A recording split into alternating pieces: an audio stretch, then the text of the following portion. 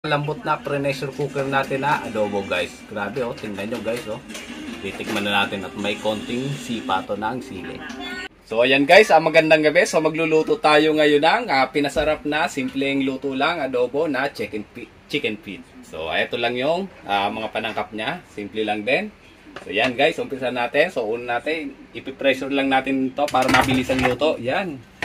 Then ilagay natin tong mga panangkap. So, dalawa lang, bawang, sibuyas, at medyo pigayin natin to ng konti para lasang-lasa yung ano ng sibuyas. At lagyan lang natin ng 2 pirasong laurel.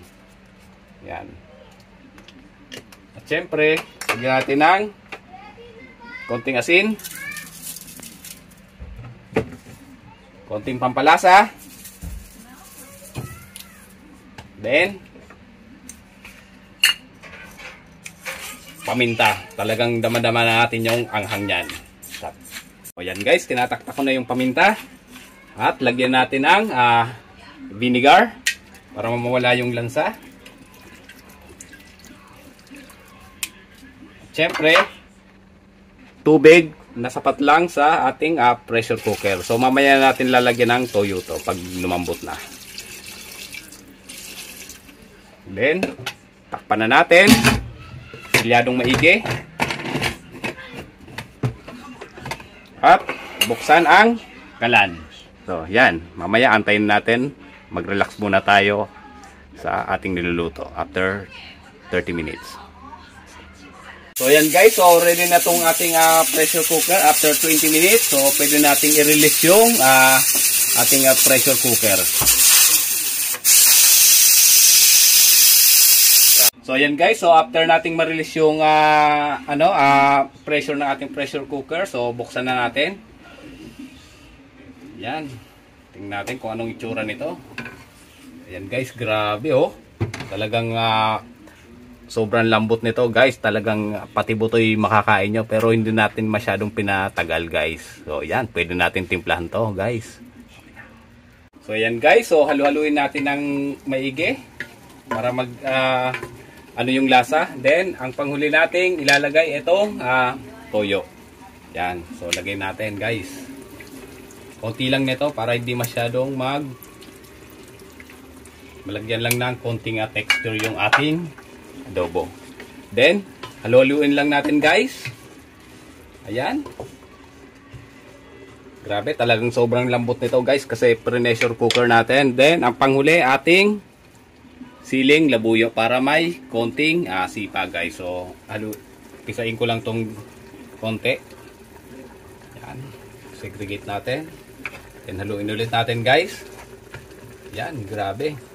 Yan, ready to serve na guys. Grabe yung ating chicken feet guys na adobo.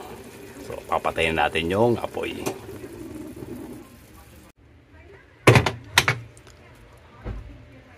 So ayan guys, so ready na yung ating chicken feet na adobo guys. Grabe, talagang napakalambot nito guys. I-serve na natin. Ayan guys, grabe oh. May sili pa.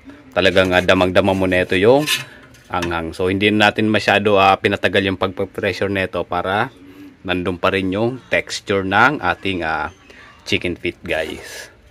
So ayan. Grabe.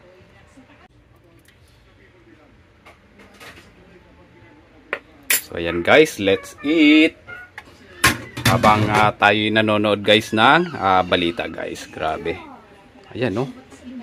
Pasarap na naman talaga yung kain natin itong chicken feet. Grabe, ayan no. Damang-dama mo yung lambot nito.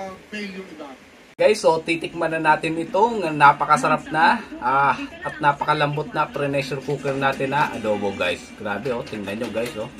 Titikman na natin at may konting sipa to ng sili. Grabe.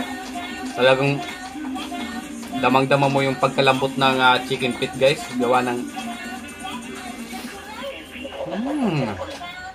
talagang butong-buto na lang matitira nito guys. Grabe. At eto, siyempre kailangan ng kanin. Grabe talaga. Damang-dama mo yung templada ng chicken feet natin guys, napakasarap. Para makakalimutan mo yung pagkatao ko pag kumain ka ng chicken feet na adobo na niluto. Napakasarap talaga, grabe. Okay na. Okay na yan.